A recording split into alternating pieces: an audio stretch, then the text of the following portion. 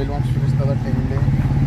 आज चारा छावणीबद्दल अनेक 3.5 ते 3 लाख जनावर असलेला आहे आपला जत तालुका। जत तालुक्यामध्ये अनेक दिवसापासून चाऱ्याची बहुत टंचाई चालू आहे, पण या टंचाईबद्दल कुणीही अजूनपर्यंत लक्ष घालत नाही, प्रशासन दुर्लक्ष करत आहे।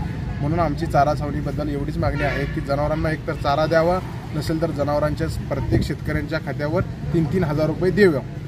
जनावरांना पाणी टंचाई जाणवत आहे, पाण्याचा प्रश्न असेल, जनावरांना पिण्याचा खाण्याचा अद्याप अजूनही कुठल्याही प्रशासनाने अजूनही कोणतेही जनावरांच्या बाबतीमध्ये कोणतेही काम हाती घेतलेले नाही आहे। शेतकरी आणि सर्व शेतकऱ्यांचं हेच मागणी आहे की एकतर आम्हाला चारा द्या, नसेल तर प्रत्येक शेतकऱ्यांच्या खात्यावर 3-3 हजार रुपये, एका म्हशीला एका गाईला 3-3 हजार रुपये अशी शेतकऱ्यांची सर्वांची मागणी आहे।